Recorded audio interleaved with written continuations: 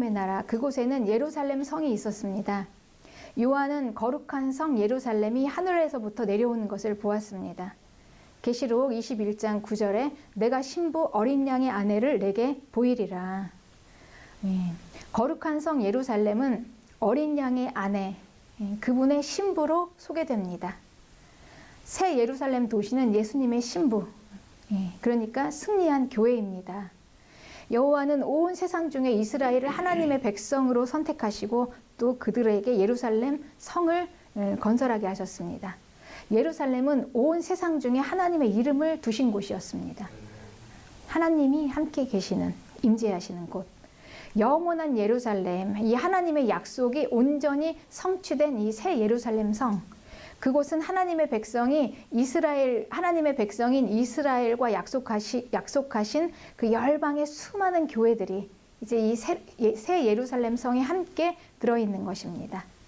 약속하시고 성취하시는 하나님의 방법대로 이 구원이 이루어진 새 예루살렘 성은 아주 감격스러운 그 구원의 실제가 완성되어진 그런 현장이죠. 그러니까 예루살렘 성의 문에 이스라엘의 12지파의 이름이 써 있고 또 그 성벽에는 12사도의 이름이 있습니다. 그 안에 저와 여러분의 이름도 함께 새겨 있습니다. 그 문은 정금으로 되어 있고 그 기초석은 온갖 귀한 보석으로 되어 있습니다. 그리고 성의 길은 아주 맑은 유리 같은 정금으로 되어 있다. 이렇게 요한이 보았습니다. 그 길을 따라 성 안으로 한번 들어가 봅니다. 성 안에는 어떤 모습일까요? 예루살렘 성 안에는 특이하게 성전이 없습니다. 성전. 왜 성전이 없을까요? 계시록 21장 3절에 하나님의 장막이 사람들과 함께 있음에 하나님이 그들과 함께 계시리니 그들은 하나님의 백성이 되고 하나님은 친히 그들과 함께 계셔서. 그러니까 성전이라는 것은 하나님이 함께 임재하시는 곳이 성전입니다. 그런데 이 예루살렘 성 안에는요, 성전이 따로 필요가 없어요. 왜냐하면 그 안에 하나님이 함께 계시니까. 그러니까 이 성 안 전체가 성전이라는 것입니다. 성 안이 통째로 성전이고요. 그리고 성 밖은 그 성도들이었죠. 그리고 그 또 성도들이 유형화된 또 건물이었습니다. 그럼 이것을 보면은요, 우리가 누가 이 성으로 들어가는가, 누가 천국에 가는가가 답이 나오죠. 그러니까 천국이 교회인데 누가 가겠습니까? 세상에서 살 때 교회 안 다니고 절에 다니던 사람이 갑자기 통째로 교회인 천국에는 못 들어갑니다. 그리고 성안 곳곳에 여길 가나 저길 가나 모든 게 다 예수님의 것들로 눈에 밝히 보이는데 예수님을 사랑하지 않고는 그곳은 의미가 없는 곳입니다. 그리고 예수님을 거부하거나 미워하면 또 그것도 고통스러운 지옥이나 마찬가지죠. 그러니까 이 땅에서도 살짝 우리는 주님의 임재를 느낄 때가 있습니다. 예배 중에 또한 찬양 중에 기도 중에 잠깐이지만 그 임재를 느낄 때 우리 말로 표현할 수 없는 그 감동으로 우리 마음이 벅차오르고 기쁨이 있죠. 그런데 이 땅에서는 너무 강하면 그게 감당이 안 됩니다. 코드가 안 맞으면. 그런데 이 천상에서는요, 이제 면대면으로 딱 만나도요, 그 임재하시는 그게 감당이 되는 거예요. 그러니까 우리는 신령한 몸을 가졌기 때문에. 그러니 이 예수님을 사랑하고 또 그 사랑을 끝까지 지킨 자들에게 그곳은요, 그냥 말로 다 할 수 없는 곳입니다. 표현할 수가 없는 곳이에요. 그런데 또 한편 이 교회가 싫은 사람, 이런 사람들은 어떻게 그곳에 들어가겠습니까? 성 안은 성전이고 이 성 외곽은 교회인데요. 그러니까 예루살렘 성 자체가 교회인데 그 수많은 성도들로 이루어진 그 교회인데 우리가 이 땅에 있으면서도 교회가 싫어서 교회를 다니기 싫어하는 사람이라면 이 그 새하늘과 새 땅 이곳에 들어가도 별 의미가 없는 것입니다. 그러니 이 구원받은 하나님의 백성은 교회를 사랑하는 자들입니다. 그리고 예수님을 사랑하는 사람들입니다. 그러니까 요한계시록의 결론은 교회예요. 교회. 그래서 우리는 이 교회가 얼마나 중요한가 이 요한계시록을 통해서 우리가 알게 되는 것입니다. 마지막 어린 양의 신부이기도 하고 또 새하늘과 새 땅의 주인공이기도 하고요. 그리고 통째로 교회로 되어 있는 곳이 새하늘과 새 땅인데 예. 근데 그 교회가 갑자기 생겨나는 게 아니라요. 이 땅에서부터 이제 준비가 되어진 거잖아요. 이 교회가. 그러니 이 교회를 무시하고 무너뜨리고 이 교회를 멸시하고 이런 것들이 얼마나 하나님 앞에 큰 죄인가. 이거는 천국을 공격하는 것입니다. 그리고 또 우리가 이 교회를 사랑하고 이 교회를 세우기 위해서 애쓰고 힘쓰는 것이 얼마나 하나님 앞에 기뻐하는 일이겠는가. 이거는 천국을 세우는 것입니다. 여러분, 그러니 이 교회는요, 그냥 단순히 사람의 생각으로 그냥 세워지는 게 아니고요, 이런 어마어마한 이런 의미가 있습니다. 네. 그러니까 이 예루살렘 성의 성벽과 문에 이스라엘 12지파의 이름이 있고, 그리고 어린 양의 12사도의 이름이 있습니다. 그러니 이 천국, 예루살렘, 새 예루살렘 성은 공동체라는 얘기죠. 그 안에 수많은 하나님의 백성들이 있어요. 그러니 나 혼자 이렇게 그냥 개인적으로 들어가는 데가 아닌 거예요. 공동체가 함께 들어가는 곳입니다. 그러니 이 천국은 구원의 공동체라는 것입니다. 그러니까 예루살렘 성벽이 지금 그걸 이야기하고 있어요. 이스라엘 백성과 그리고 수많은 열방의 교회들이 함께 모여있는 곳이에요. 성도가 함께 모여있는 교회 공동체예요. 그러니 그 안에 내가 들어가 있는데, 우리가 이 천국이 공동체인데 이 땅에서 우리가 그냥 혼자 떨어져서 살다가 갑자기 천국에서 이 교회 공동체로 들어온다면 이게 적응이 되겠습니까?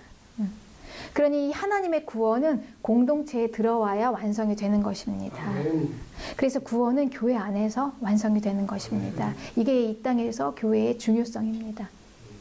예수님께서는 나에게 개인적으로 찾아오셨습니다. 그리고 나를 만나주셨습니다. 그런데 이 개인적인 관계로 시작하셨지만, 그러나 거기서 머무르면 안 됩니다. 그렇게 부르신 자들, 그들의 모임인 교회 안으로 들어와야 하고, 우리는 또 교회 생활을 하고, 또 공동체를 우리는 함께 이루어 가야 하는 것입니다. 그래서 이 성도에게는요, 공동체가 굉장히 중요합니다. 이 바벨론적인 사고는요, 개인주의예요. 나 혼자 사는 거, 편하게 사는 거. 같이 살면 사람이 귀찮고, 같이 살면 사람이 싫어. 그래서 그냥 나 혼자 살아도 된다. 이거는 바벨론적인 개인주의 사고입니다. 그런데 여러분, 우리는요, 그 사람이 싫으면은요, 그곳이 지옥이 됩니다. 그러니 사람이 싫어하는 그 마음으로 새하늘과 새 땅에 아무리 들어가도 내가 사람을 싫어하는 마음을 그대로 가지고 있다면 거기도 지옥이죠. 그러니까 나와 공동체 안에서 한 몸으로 이루어진 우리를 배우는 것입니다. 그때 이제 우리는 깨닫게 됩니다. 아, 내가 아니고 우리였구나. 이거를 우리는 교회 안에서 처절하게 깨닫게 됩니다. 이 세상에서는 이걸 깨달을 수가 없어요. 각 지체들을 보면서 나를 봅니다. 그리고 내가 얼마나 사랑할 수 없는 사람인지를 깨닫게 됩니다. 아, 정말 사람 사랑하는 거 이게 이렇게 힘들었던가. 그럼 지금까지 우리가 사랑했다는 거, 내가 사랑했다는 거 뭐지? 그러니까 사랑조차도 나는 내 유익 때문에 사랑을 하는구나. 내가 얼마나 죄인인가. 이런 거를 우리는 교회 공동체를 통해서 깨닫게 됩니다. 그때 이제 비로소 다른 사람을 용납하고 그때 또 받아들이게 되는 것입니다.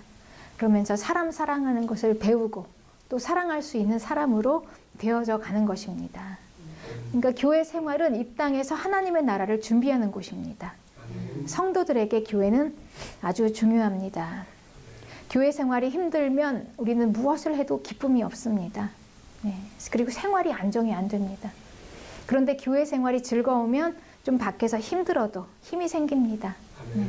그러니까 왜냐하면 우리는 이미 새 예루살렘으로 부르심을 받은 그런 성도들이기 때문입니다.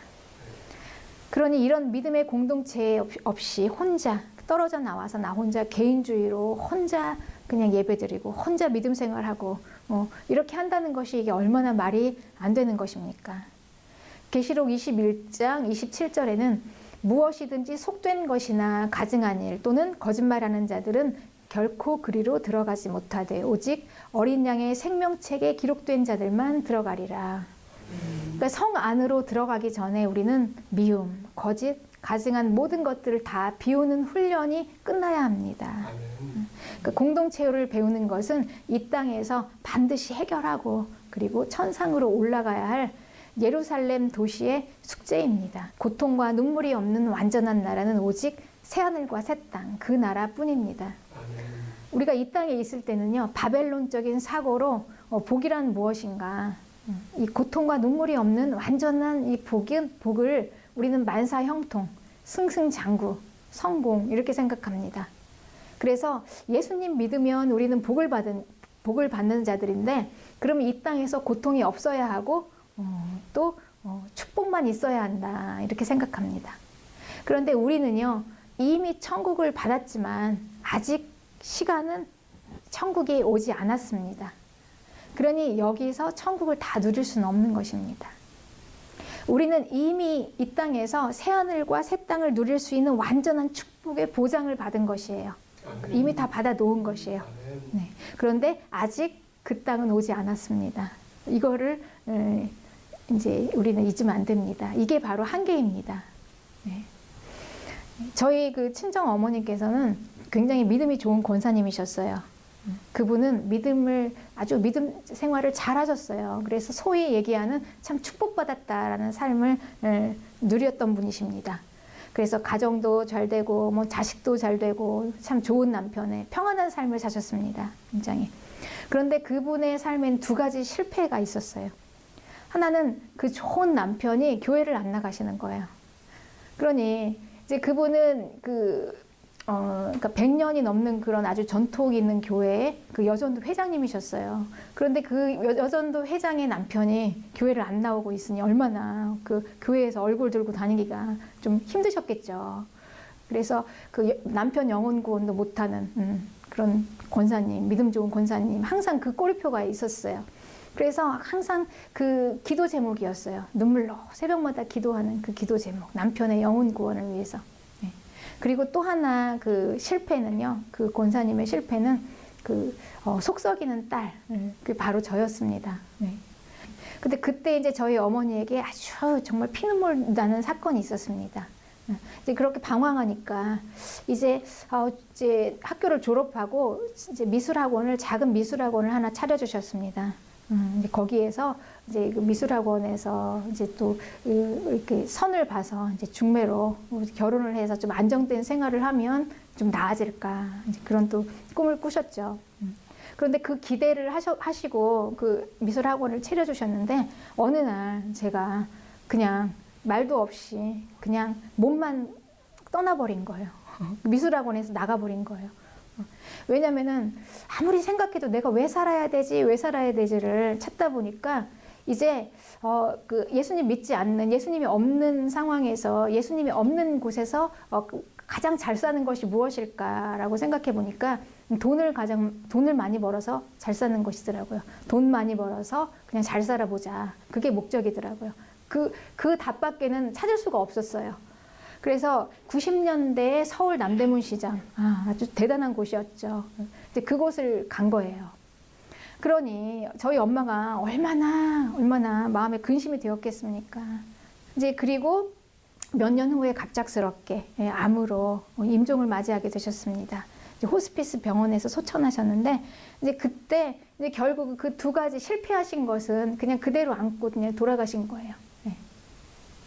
그러니까 남편의 영혼 구원도 못 보고, 또 가장 그냥 아픈 손가락이잖아요. 그냥 자기 멋대로 사는 막내딸이 그냥 어머니 보기에 그냥 불안정한 모습으로 그대로 눈을 감으셨습니다.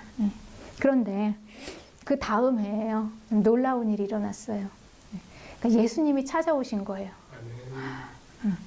예수님이 저에게 찾아오신 거예요. 찾아오셨는데 정말 그 하얀 빛 가운데서 오셨습니다. 세마포를 입으시고 저에게 걸어오시는데, 야, 정말 이 영적인 세계가 있구나. 정말 하나님이 살아계시는구나. 살아계시는 그분이 나에게 오시는구나. 그런데 그분이 나에게 오셔서요, 살아계시는 분이 말도 걸으세요.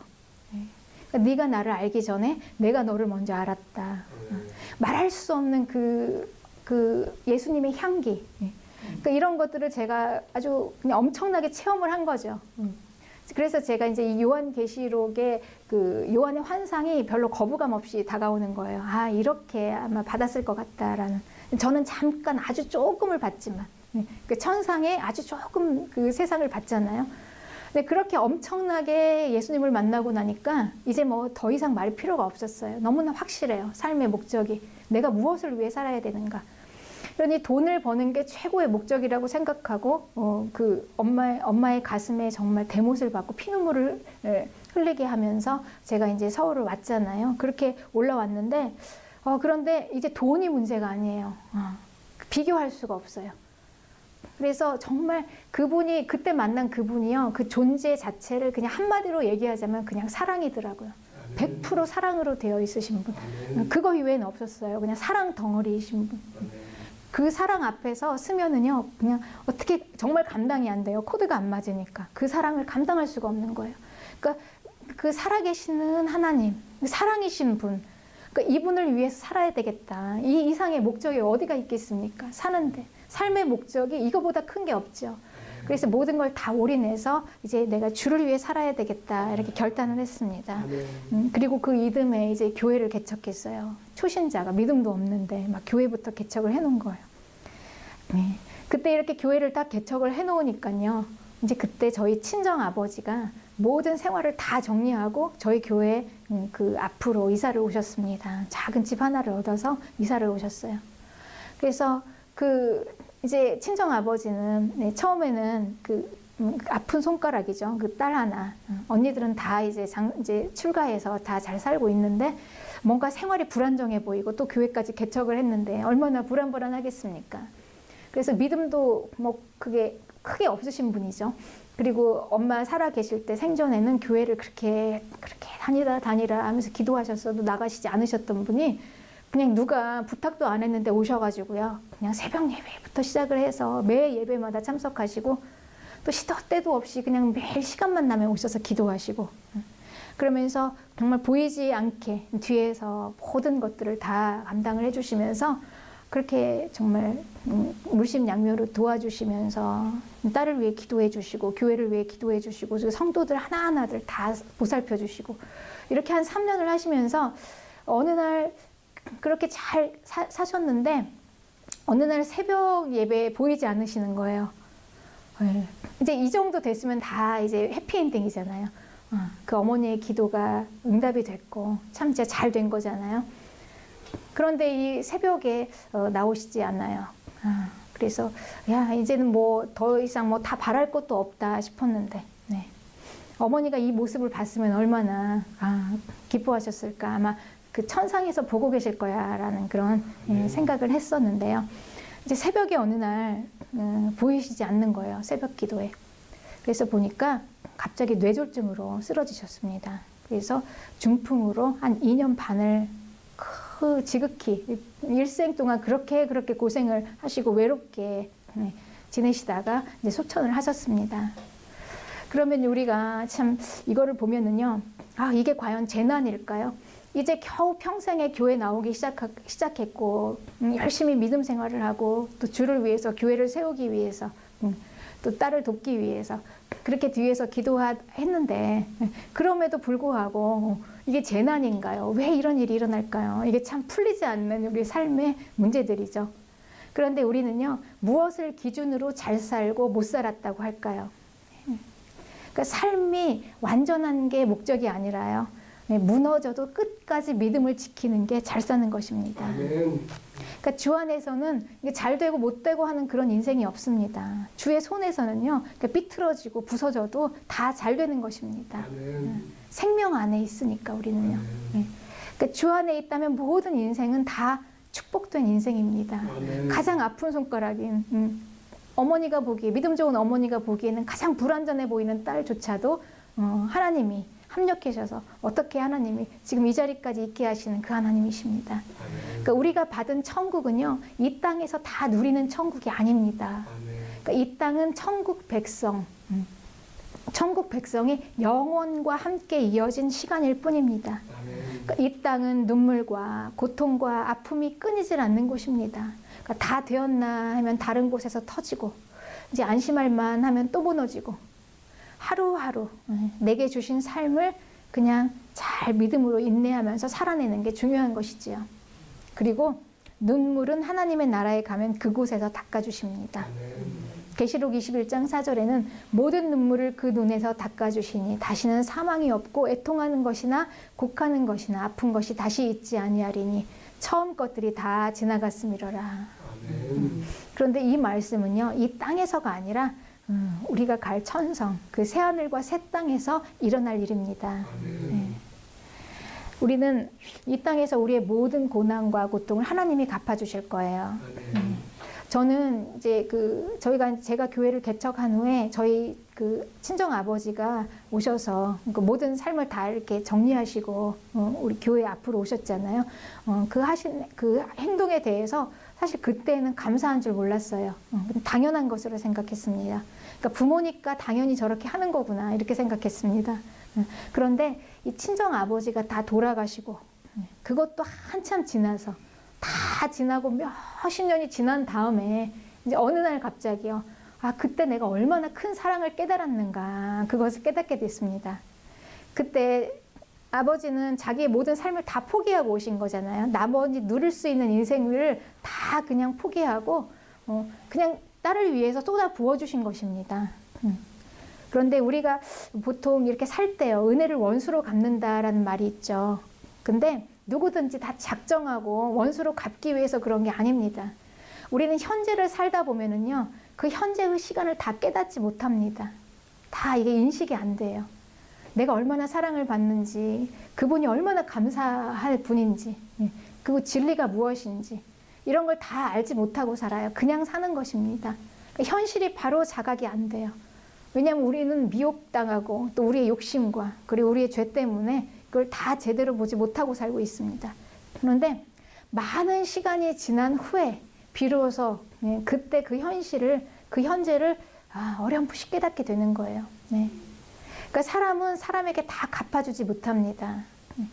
네. 그래서 은혜를 받은 자에게 내가 은혜를 입은 그분에게 다시 갚지 못하는 게 그게 인생입니다. 우리는 가장 은혜를 베푸는 그 관계가 부모와 자식이잖아요. 부모는 자식에게 정말 한없이 쏟아붓습니다. 피눈물을 흘려야 돼요. 자식 때문에. 자기 인생도 아닌데 자식의 인생을 보면서 같이 아파하고 같이 정말 부모만큼 아파하는 관계가 어디 있습니까? 그렇게 모든 사랑을 다 쏟아주고 또 급기야는 모든 것을 다 포기하고 다 올인해서 자녀를 위해서 희생하고 이게 부모입니다. 그런데 자녀는요, 이 현실을 자각하지 못해요. 그래서 그 현재에는 그 은혜를 다 갚지 못합니다. 네, 갚지 못해요. 그래서 내가 한 만큼 받으려고 하면 그 관계는 깨지게 됩니다. 네, 그쵸. 내가 이만큼 했으니까 받아야지라는데 못 받으면 미움이 생기고 원망이 생기고 그래서 결국은 관계가 깨어져요. 그래서 이 사랑과 은혜는 그냥 흘러가는 대로 두는 거예요. 그냥 흘러가는 대로 놓아두는 거예요. 그냥 흘러가는 대로. 그러니까 내게 다시 돌아와서 다시 보상으로 받으면 그것도 감사하지만요. 받지 않으면 그게 더 감사합니다. 그러면 하나님께서 하늘에서 갚아주시겠다. 사람에게 받는 것보다 하나님께 받는 게 얼마나 더 크겠습니까? 계시록 22장 11절에 불의를 행하는 자는 그대로 불의를 행하고 더러운 자는 그대로 더럽고 의로운 자는 그대로 의를 행하고 거룩한 자는 그대로 거룩하게 하라. 12절에 보라 내가 속히 오리니 내가 줄 상이 내게 있어 각 사람에게 그가 행한 대로 갚아주리라. 우리는 성도의 삶이 고난이냐 축복이냐 여기에 집중할 필요가 없습니다. 우리의 수명은 하나님 앞에서 사는 그런 시간들입니다. 살다가 주를 위해 손해보고 그리고 헌신하고 무너지고 찢겨져도 주 안에만 있으면 문제 없습니다. 괜찮습니다. 지금 여기서 보는 것만으로 우리는 모든 것을 너무 쉽게 결론 내지 맙시다. 광대한 영원한 시간, 나보다 오르신 하나님의 완전하신 구원 계획을 내가 어떻게 다 알고 함부로 판단할 수 있겠습니까? 나의 생각은 모순덩어리인데요. 예수님 믿고 구원받았어도 고난받을 수 있습니다. 하나도 이상한 일 아닙니다. 내가 아무리 헌신하고 쏟아부었어도 이 땅에서 보상을 다 받을 수 없습니다. 그러나 우리는 이미 그 예루살렘 성에 들어갈 수 있는 자격을 받아 놓았습니다. 충분히 우리는 축복을 누릴 수 있는 그 축복을 권한을 이미 다 받았습니다.